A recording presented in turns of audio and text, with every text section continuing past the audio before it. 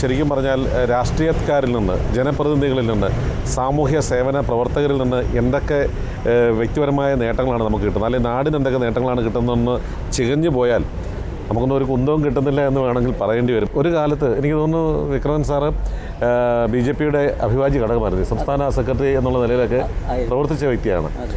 അതിനുശേഷം എനിക്ക് തോന്നുന്നു സമുദായത്തിനോട് കാണിച്ചൊരു അതൃപ്തി, എനിക്ക് മാത്രമല്ല എന്നോടൊപ്പമുള്ള ഒട്ടനവധി ആളുകളുണ്ടല്ലോ, അവർക്കെങ്കിലും ഒരു സീറ്റെങ്കിലും നൽകി അവരെ ഭരണ നേതൃത്വത്തിലേക്ക് കൈപിടിച്ച് ഉയർത്തുവാൻ നമ്മളുടെ ഭരണകൂടത്തിന് അല്ലെങ്കിൽ നമ്മളെ ഭരിക്കുന്ന പാർട്ടിയുടെ സംസ്ഥാന നേതൃത്വത്തിന് കഴിയാതെ വന്നപ്പോഴാണോ ഇറങ്ങി പുറപ്പെട്ടത്? അതെ, ഇവിടെ ചില സമുദായങ്ങൾക്കും ചില വ്യക്തികൾക്കും കാശുള്ളവനും പണമുള്ളവനും മാത്രമാണ് രാഷ്ട്രീയ രംഗത്ത് അംഗീകാരമുള്ളൂ, അവർക്കാണ് സീറ്റുകൾ കൊടുക്കുന്നുള്ളൂ. അതെ, ഞാൻ ഇതിനകത്ത് ഇടയ്ക്ക് കയറുകയാണ്. ഈ സെക്കുലറാണ്, ഞങ്ങൾ മതനിരപേക്ഷതയാണ് എന്നൊക്കെ പറയുന്നെങ്കിലും ചാതുർവർണ്ണ്യം ഇന്നും രാഷ്ട്രീയത്തിൽ നിലനിൽക്കുന്നുണ്ടോ? തീർച്ചയായിട്ടും ഉണ്ട്, പറയുമ്പോൾ ഉണ്ട്. പക്ഷേ ഇവിടെ കേരളം ഭരിക്കുന്നത് 4 വിഭാഗങ്ങളാണ്.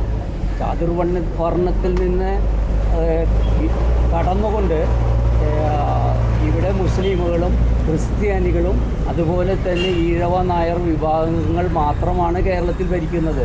അവർ നിശ്ചയിക്കുന്ന ആളുകളാണ് ഇവിടെ കേന്ദ്രത്തിലായാലും കേരളത്തിലായും ഭരണത്തിലുണ്ടാകുന്നത്. ഒരു വിഭാഗമാണ് MSME, small and micro medium സെക്ടറിലേക്കുള്ള വ്യവസായ സംരംഭകരെ സപ്പോർട്ട് ചെയ്യുന്ന ഒരു വലിയ ഓർഗനൈസേഷൻ എന്നുള്ള നിലയിൽ ഇവിടെ ഏതെല്ലാം തരത്തിലുള്ള സപ്പോർട്ടുകൾ, ഇപ്പം റൂറൽ മേഖലയിൽ സ്ത്രീ സംരംഭകർക്ക് 50% സബ്സിഡി പറയുന്നുണ്ട്, അർബൻ മേഖലയിൽ സ്ത്രീ ജനങ്ങൾക്ക് 25% സബ്സിഡി പറയുന്നുണ്ട്.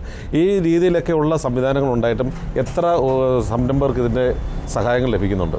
സഹായം ലഭിക്കുന്നു എന്ന് പറഞ്ഞാൽ സാധാരണ അടിസ്ഥാന തൊഴിലാളി വർഗങ്ങൾക്കോ അതിൻ്റെ വിഹിതം പങ്ക് പറ്റേണ്ടവർക്കോ ഇതിനെപ്പറ്റി ഒന്നും അറിയില്ല.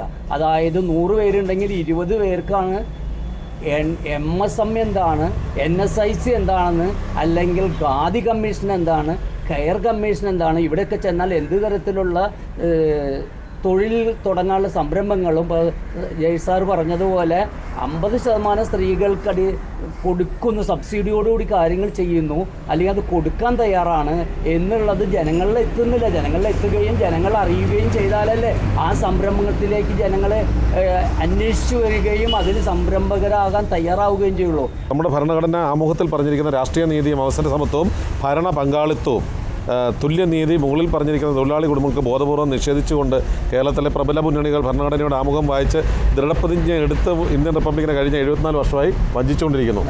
ഇവിടെ ഈ 74 വർഷമായി ഇന്ത്യക്ക് സ്വാതന്ത്ര്യം കിട്ടിയിട്ട് ഇന്ന് വരെ ഹിന്ദു വിഭാഗത്തിലൊരു 3ാം സ്ഥാനക്കാരാണ് അംഗബലം കൊണ്ട് വിശ്വകർമ്മജം. ഇന്ന് വരെ ഒരു സ്ഥാനത്തേക്കും രാഷ്ട്രീയത്തിൽ എത്താൻ സാധിച്ചിട്ടില്ല. തീർച്ചയായും ഒരു MLA ആയിട്ടോ ഒരു MP ആയിട്ടോ എത്താൻ സാധിച്ചിട്ടില്ല. ഇല്ല, ഇന്ന് വരെ ഞങ്ങളെ ഒരു സ്ഥലത്തും പരിഗണിക്കില്ല. ഞങ്ങളെല്ലാവരും തിങ്ങിപ്പാർക്കുന്ന വിഭാഗമാണ്. അതായത് പണ്ടൊക്കെ ഞങ്ങൾ രാജകുടുംബങ്ങളിൽ നിന്ന് കൊണ്ടുവന്ന് ഒരു അമ്പലം പണിയുന്നതിന്, ഒരു മൊസ്ക് പണിയുന്നതിന്, ഒരു പള്ളി പണിയുന്നതിനെ കൂട്ടമായി കൊണ്ടുവന്ന് അതിൻ്റെ അടുത്ത് താമസിപ്പിച്ച് ഒരു വാർഡിൽ ഞങ്ങൾക്ക് 400-450 വോട്ടുണ്ടെങ്കിൽ പോലും തന്നെ പഞ്ചായത്ത് ഇലക്ഷനോ അല്ലെങ്കിൽ ബ്ലോക്ക് ഇലക്ഷനോ ത്രിതല പഞ്ചായത്ത് അല്ലെങ്കിൽ പാർലമെൻറ്റ് ഇലക്ഷനോ അസംബ്ലി ഇലക്ഷനോ സംഭവിക്കുകയാണെങ്കിൽ നൂൽമ കെട്ടി ഒരു സ്ഥാനാർത്ഥി ഇറക്കിയിട്ട് പറയും ഇതാണ് ഞങ്ങളുടെ സ്ഥാനാർത്ഥി. പാർട്ടിക്കാർ പറയുന്ന സ്ഥാനാർത്ഥികൾക്ക് വോട്ട് ചെയ്യാൻ മാത്രം വിധിക്കപ്പെട്ട ഒരു ജനസമൂഹമായി ഞങ്ങൾ മാറിയിരിക്കുന്നു. PM വിശ്വകർമ്മ യോജന എന്ന് പറഞ്ഞുകൊണ്ട് 22ഓളം ജാതി വിഭാഗങ്ങൾക്ക്, അതായത് കൈക്കൊണ്ട് വേലിയെടുക്കുന്ന വിഭാഗങ്ങൾക്ക് വേണ്ടി ഒരു തൊഴിൽ പദ്ധതി തന്നെ നടപ്പിലാക്കിയിട്ടുണ്ട്. ആ പദ്ധതി ഇപ്പോൾ നല്ല രീതിയിൽ മുന്നേറിക്കൊണ്ടിരിക്കുന്നു. പക്ഷേ കേരളത്തിലെ സർക്കാർ അതിന് പുറം തിരിഞ്ഞ് നിൽക്കുന്നത് കൊണ്ട് മറ്റു സ്റ്റേറ്റുകളിലെല്ലാം 5-6 ലക്ഷത്തിന് ഉള്ളിൽ ആളുകൾ രജിസ്റ്റർ ചെയ്തപ്പോൾ കേരളത്തിൽ വെറും 22,000 പേരെ മാത്രമാണ് അതിലേക്ക് തിരഞ്ഞെടുത്തിട്ടുള്ളൂ.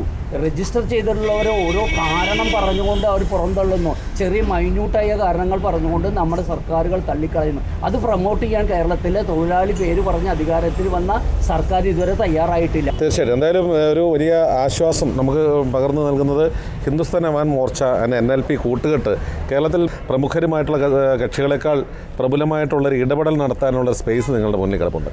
അതായത് ഇവിടുത്തെ വാണിജ്യ വ്യവസായ മേഖലകളിലുള്ള സംരംഭകർക്ക് പ്രചോദനമായിട്ട് കൂടെ നിൽക്കുകയാണെങ്കിൽ എല്ലാവരും ഈ പറയുന്ന NLPയും ഹിന്ദുസ്ഥാൻ അവാം മോർച്ചയും നെഞ്ചിലേറ്റും എന്നുള്ളതിൽ ഒരു തർക്കമില്ല. എല്ലാവരും ശ്രദ്ധിക്കേണ്ട ഒരു പ്രധാന ഘടകമുണ്ട്. നമുക്ക് 29-ാം തീയതി, ഡിസംബർ 29-ാം തീയതി നമ്മുടെ ആലുവ ഇന്നറ്റിൽ വെച്ചിട്ട് നടക്കുന്ന മീഡിയ കോൺക്ലേവ് ഉണ്ട്. അത് ആ ഒരു പരിപാടിയിൽ ഡിസംബർ 29 രാവിലെ 10 മണി മുതൽ വൈകുന്നേരം വരെ നടക്കുന്ന പരിപാടിയിൽ കേന്ദ്രമന്ത്രിയുടെ സജീവ സാന്നിധ്യമുണ്ട്. ഫുൾ ഡേ ഉണ്ടാകും. അതുപോലെ തന്നെ കേരളത്തിൽ നിന്നുള്ള വിവിധ രാഷ്ട്രീയ കക്ഷികളുടെയും മന്ത്രിമാരുടെയും ഒരു സാന്നിധ്യം ഉണ്ടാകും. 19-ാം തീയതി ആലുവ ഇന്നറ്റ് കൺവെൻഷൻ സെൻറ്ററിൽ നടക്കുന്ന പരിപാടിയിൽ ജാതി മതഭേദമന്യമേ എല്ലാ തൊഴിലാളി വർഗങ്ങളും എല്ലാ വിഭാഗങ്ങളും പങ്കെടുത്ത് ശ്രീ നിതിൻ റാം മാഞ്ചിയുടെ പ്രോഗ്രാം വൻ വിജയമാക്കണമെന്ന് മാത്രമാണ് എനിക്ക് ഈ സമയത്ത് അഭ്യർത്ഥിക്കാനുള്ളത്. ജയ് ഹിന്ദ്.